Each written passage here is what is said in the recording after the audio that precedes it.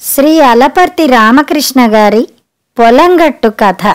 మనవడిని ఒడిలో కూర్చోబెట్టుకుని తల నిమురుతూ, ఇక్కడే ఉండిపోరా, పెద్ద రైతువై దిట్టంగా పంటలు పండించాలి అన్నాడు కామయ్య మనవడితో. తలూపాడు యాష్. ఆ పేరేమిటో నోరు తిరగదు తాతకు. తాత చెప్పేది వాడికి అర్థమవుతుంది. వాడు మాట్లాడితే ఒక్క ముక్క అర్థం కాదు. వీడేమంటున్నాడు అంటూ కొడుకును అడగాల్సిందే. పల్లెటూరు యాష్కు నచ్చింది. 8 ఏళ్లుంటాయి వాడికి. పాలు తాగే వయస్సులో ఇండియా తీసుకువచ్చారు ఒకసారి తల్లిదండ్రులు. మళ్లీ ఇండియాకు రావడానికి 7 ఏళ్లు పట్టింది కామయ్య కొడుక్కి. ఇంటి ఆవరణలోనే పశువుల సావడి ఉంది. ఇంటి దగ్గరే పశువులు కనిపించడం యాష్కు ఆశ్చర్యంగా ఉంది. అమెరికాలో ఇళ్ల దగ్గర, రోడ్ల మీద పశువులు కనిపించవు. తాత పాడిగేది దగ్గర కూర్చుని పాలు పితకడం చూసి ఆశ్చర్యంగా ఉంటుంది. ఇంట్లో నుండి స్టీల్ గిన్నె పట్టుకువచ్చి తాత పక్కన చేరతాడు. వాడు పాలు పితకడానికి సిద్ధపడుతూ, నీ వల్ల కాదురా బాబూ అంటే వినడు. తాత పక్కన చేరతాడు. తాత పొలం బయలుదేరితే వాడు వెంట పడతాడు. ఆవు దూడ వెంట పరుగులు తీయటం, చెట్టు కొమ్మకు కట్టిన ఉయ్యాల మీద ఊగడం, పండిన బాదంకాయలు రాయితో పగలగొట్టి పప్పు తినడం, జామ చెట్టు ఎక్కి కాయలు కొయ్యటం అన్నీ వాడికి అమిత ఆనందాన్ని కలిగిస్తూ ఉంటాయి. వచ్చే వారం వాడి స్కూల్ తెరుస్తారు. రేపే తిరుగు ప్రయాణం అంది సుమిత్ర. కోడలు మాటలు విని దిగులు పడిపోయాడు కామయ్య. 5-6 ఏళ్లకొక్కసారి వచ్చిపోతారు. అలా మొహం చూపించి వెళ్ళిపోతారు. చెప్పుల్లో కాళ్ళు పెట్టుకుని వస్తే ఎలా తల్లి? కనీసం నెల రోజులన్నా ఉండకపోతే ఎలా? వాళ్ళు అమెరికా నుంచి వచ్చి నెల 15 రోజులవుతుంది. కామయ్య వియ్యంకుడు హైదరాబాదులో ఉంటాడు. అక్కడ నెల రోజులు గడిపి మునిపల్లె వచ్చారు. పట్టుమని 15 రోజులైనా ఇక్కడ ఉండేది. తనలో తాను గొణుక్కున్నాడు. భర్త దగ్గరలో లేనప్పుడు మీ అబ్బాయి స్వరూప్ గారు పోట్లాడుకుంటున్నారు మామయ్య గారు అంది సుమిత్ర మామగారితో. ఎందుకు అడిగాడు మామయ్య ఆదుర్దా నిండిన కంఠంతో. 3 ఎకరాల పొలం గురించి. ఆ పొలం తనకు అమ్మేయమని స్వరూప్ అడుగుతున్నాడు. మీ అబ్బాయికి పొలం అమ్మడం ఇష్టం లేదు. ఇద్దరికీ నచ్చ చెప్పండి అంది సుమిత్ర. అడ్డాల నాడు బిడ్డలు గాని మీసాలు గడ్డాలు వచ్చాక బిడ్డలా? 1000 మైళ్ల దూరంలో ఉన్న అమెరికాకు వెళ్ళి కూడా అక్కడ పోట్లాడుకుంటున్నారా? నేను చెబితే మాత్రం వాళ్ళు నా మాట వింటారా? విసుక్కున్నాడు. అప్పుడే కుమార్ అక్కడికి రావడంతో ఏదో పని ఉన్న దానిలా మరో పక్కకు వెళ్ళిపోయింది సుమిత్ర. గోగునారలో తాడుపేనే పనిలో మునిగిపోయాడు కామయ్య. గోగు కాడలను కాలువ నీళ్లలో నానపెట్టి నార తీసి తాళ్లు పేనడంతో ముతక వాసన వస్తూ ఉంది. ముక్కులు మూసుకుంటూ, ఇంటి దగ్గర పేనే బదులు తాళ్లు మార్కెట్లో కొనుక్కోవచ్చు కదా, ఆ వాసన ఎలా భరిస్తున్నారు అడిగాడు కుమార్ తండ్రి పక్కన కూర్చుని. తాళ్లు పేనేక ఎండలో పడేస్తే వాసన పోతుందిలే. రేపే వెళ్ళిపోతున్నారట కదా, బుడ్డాడిని ఇక్కడ వదిలేయరాదు? మనవడికి కూడా ఇక్కడే ఉండాలని ఉంది అన్నాడు కామయ్య కొడుకుతో. ఇక్కడ ఉంటే మీతో పాటు పొలాల్లో తిరుగుతాడు. పశువుల్ని అదిలిస్తూ కాలక్షేపం చేస్తాడు. ఒంటి నిండా మట్టి పేరుకుపోతుందే గాని అక్షరం ముక్క అవ్వదు. కొడుకు మాటలకు అడ్డొస్తూ, అదేంటిరా అబ్బాయి అలా అంటావు? నువ్వు మన ఊళ్ళో వీధి బడిలోనే కదా చదువుకుంది. మన ఊరి పిల్లలు డాక్టర్లు కలెక్టర్లు అయ్యారు అన్నాడు కామయ్య. తండ్రితో వాదించడం కుమార్కు ఇష్టం ఉండదు. ఒకరి మనస్సు మరొకరు నొప్పించకుండా మాట్లాడుకోవటం అలవాటు. తండ్రి పక్కన కూర్చుని మాట్లాడేది కూడా తక్కువే. ఎటు అమెరికా తిరిగి వెళ్ళిపోతున్నాడు. మళ్ళా వచ్చేది 4-5 సంవత్సరాల తర్వాతే. అందుకే తండ్రి పక్కన కూర్చుని 4 మాటలు మాట్లాడాలనిపించింది కుమార్కు. డబ్బేమైనా కావాలా అడిగాడు తండ్రిని. నాకెందుకు అనేసి తలొంచుకుని తన పనిలో మునిగిపోయాడు కామయ్య. 3 ఎకరాల గురించి మాట్లాడాలని ఇద్దరూ మనస్సులో గుంజాటన పడుతూనే ఉన్నారు. కానీ ఆ విషయం మీద నోరు పెగలడం లేదు. మీ అక్కయ్య ఇంట్లో 2 రోజులు ఉంటే సంతోషపడేది కదా అన్నాడు కామయ్య. అక్క ఉండేది మన ఊళ్ళోనే కదా, రోజూ మన ఇంటికి వచ్చి పోతూనే ఉంది. వాళ్ళింటికి ప్రత్యేకంగా వెళ్లాల్సిన పనేముంది అనేశాడు కుమార్. తమ్ముడు అమెరికాలో ఉద్యోగం చేస్తున్నాడని ఊళ్ళో వాళ్ళకి పొరుగురు వాళ్ళకి గర్వంగా చెప్పుకుంటుంది వసుధ. భూదేవికి ఉన్నంత ఓర్పు ఉందామెలో. ఇంట్లో పాడి అమ్ముకోదు. చుట్టుపక్కల వాళ్లకు ఇబ్బందులు వస్తే 10 పరకో సర్దుతూ ఉందామె. ఆమె భర్త కూడా అదే ధోరణి. పొలాల గట్ల మీద, దిబ్బల మీద పెంచిన కూరగాయలు, ఆకుకూరలు నలుగురికి పంచితే కాని తృప్తి ఉండదు. ఊరి పొలిమేరల్లో ఎకరం స్థలంలో చింతతోపు ఉంది. ఊళ్ళో ఆడవాళ్లు ఆ తోపును మరుగుదొడ్డిగా ఉపయోగించుకున్నా ఎవరినీ ఏమనడు. ఆ స్థలం చదును చేయించి కూరగాయలు పండించుకోరాదు, 4 డబ్బులు వస్తాయి అని ఊరి షావుకారి చెప్పినా నవ్వేసి ఊరుకుంటాడు. ఊళ్ళో అందరి ఇళ్లల్లో మరుగుదొడ్లు ఏర్పడ్డాకే ఆ పని చేస్తా అని సమాధానం ఇస్తాడు వసుధ భర్త కోటి. తమ్ముడు అమెరికా నుంచి వచ్చాడని ఎక్కువగా సంబరపడింది వసుధే. రోజూ రకరకాల పిండి వంటలు చేసుకువచ్చి తమ్ముడిని, మేనల్లుడిని, సుమిత్రను తినమని బలవంతం చేస్తూ ఉంటుంది. జున్నుపాలు ఊళ్ళో దొరక్కపోతే పొరుగురు వెళ్ళి తెచ్చింది. మీ తమ్ముడు వస్తే చాలు, మమ్మల్ని మరిచిపోయి పుట్టింటి చుట్టూ 24 గంటలు తిరుగుతావు అని భర్త నవ్వుతూ అంటూ ఉంటాడు. తండ్రి కొడుకులు మాట్లాడుకుంటున్నప్పుడే వసుధ అక్కడికొచ్చింది. గిన్నెలో వేడివేడి గారెలు పెట్టుకుని. లోపలికి రండి, గారెలు తిందురుగాని అంది ఆమె. యాష్కి పెట్టకు, నువ్వు పెట్టినవి తినేసి కడుపు నొప్పును మొత్తుకుంటాడు అన్నాడు కుమార్ అక్కతో. భలే చిత్రంగా మాట్లాడతావురా తమ్ముడు, గారెలు తింటే కడుపు నొప్పి వస్తుందా అన్నది ఆమె వస్తున్న నవ్వును ఆపుకుంటూ. మేనత్త చేతిలో ఉన్న గిన్నెను లాక్కుని 2 గారెలు ఆత్రంగా తినేశాడు యాష్. మీ పిజ్జాల కంటే మా గారెలే మధురంగా ఉంటాయి అంది ఆమె. వాన కురవడం మొదలయ్యింది. మేనల్లుడి చెయ్యి పట్టుకుని ఇంటి ముందు ఆవరణలోకి లాక్కెళ్ళింది వసుధ. వర్షంలో ముద్దగా తడిసిపోయారు వాళ్ళిద్దరూ. వర్షంలో తడిస్తే వాడికి జలుబు చేస్తుంది అన్నాడు కుమార్ ఆందోళన పడిపోతూ. జలుబు చేస్తే 4 సార్లు తుమ్ముతాడు, చీమిడి చీదుతాడు, అంతకు మించి ఏమవుతుంది? బాల్యంలో వానలో తడుస్తూ గంతులు వేసిన అనుభవం జీవితాంతం గుర్తుండిపోతుంది అంది వసుధ చీరకుచ్చిళ్ళు పిండుకుంటూ. కాగితంతో పడవలు చేసి నీళ్లలో వదలడం నేర్పింది ఆమె మేనల్లుడికి. నీ పడవ కంటే నా పడవ వేగంగా ముందుకు పోతూ ఉంది చూడు అంది.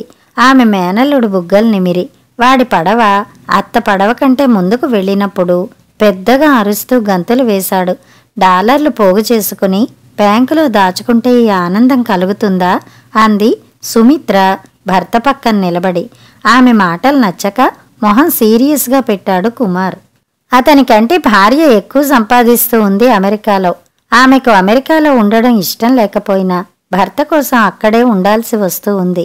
మా ఉద్యోగాలు మాకే కావాలి, మా దేశంలో ఉండే పరాయి దేశం వాళ్ళంతా అమెరికా వదిలిపెట్టి వెళ్ళండని ఆ దేశస్థులు అంటే మీ తమ్ముడి పరిస్థితి ఏమిటే? మనస్సులో ఉన్న అనుమానాన్ని బయటపెట్టింది వసుధ తల్లి రంగమ్మ. మీరు నాకు ఇచ్చిన 2 ఎకరాల పొలం తమ్ముడికి ఇచ్చేస్తా, నీ కొడుకు గురించి నువ్వేం దిగులు పడకు అంది ఆమె తల్లితో. ఆ మాటలు విని నవ్వుకున్నాడు కామయ్య. వర్షం తగ్గాక వసారా మూలలో ఉన్న ముల్లుకర్ర పట్టుకుని పొలం బయలుదేరాడు. తాను తాతతో పాటు పొలం వెళ్తానని మారాన్ చేశాడు మనవడు. వర్షానికి నేలంతా చిత్తడి చిత్తడిగా ఉంటుంది, బురదలో నడవలేవు. రేపు ఉదయం నాతో వద్దుగాన్లే మనవణ్ణి సముదాయించాడు. వాడిని తాతతో వెళ్ళనివ్వకుండా చెయ్యి పట్టుకున్నాడు కుమార్. ఇంట్లో నుంచి రోడ్డు మీదకి వచ్చాడు కామయ్య. ఊళ్ళో నుంచి పొలం వైపు వెళ్లాలంటే కూతురు ఇంటి ముందు నుంచే వెళ్ళాలి. పొలం వైపు వెళ్తున్న మామను చూశాడు వసుధ భర్త. మళ్ళీ వర్షం వచ్చేటట్లుగా ఉంది, పొలం వెళ్ళకపోతేనే అన్నాడు కోటి ఇంటి ముందు నిలబడి. తల పైకెత్తి చూసి తెరిపి ఇచ్చిందిలే, మళ్ళీ వాన రాదు అల్లుడి వైపు చూస్తూ ముందుకు సాగిపోయాడు. చెరువుకు ఆనుకునే ఉంది 7 ఎకరాల చెక్క. ఆ 5 ఎకరాలు పిత్రార్జితం. బుచ్చయ్యకి 2 కొడుకులు. పెద్ద కొడుకు సూరయ్య, రెండో కొడుకు కామయ్య. బుచ్చయ్య చనిపోయాక వాటాలు వేసుకున్నారు. తూర్పు వైపు 2 ఎకరాలు ఇల్లు ఒకరికి, 3 ఎకరాలు వాముల దొడ్డి స్థలం మరొకరికి. జ్యేష్ఠుడు కాబట్టి 3 ఎకరాల పొలం వాముల దొడ్డి స్థలం సూరయ్యకు వచ్చింది. ఆ స్థలంలోనే ఇల్లు కట్టుకున్నాడు. కామయ్య వాటాగా 2 ఎకరాల పొలం, పాత ఇల్లు వచ్చాయి. 5 ఎకరాల ఒకటే చెక్క 2 ముక్కలయింది. పొలం మధ్యలో గట్టు వచ్చింది. ఆ గట్టు మీద పెరిగిన పచ్చగడ్డి కోయడంలో అన్నదమ్ముల మధ్య చాలా కాలం పోట్లాటలు జరిగాయి. వాళ్ళిద్దరి మధ్య మాటల్లేవు. ఆ పొలం గట్టు మీదే నిలబడ్డాడు కామయ్య.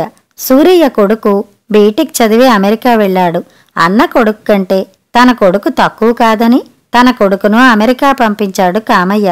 స్వరూపు, కుమారు ఇద్దరు డెట్రాయిట్లో పనిచేస్తున్నారు.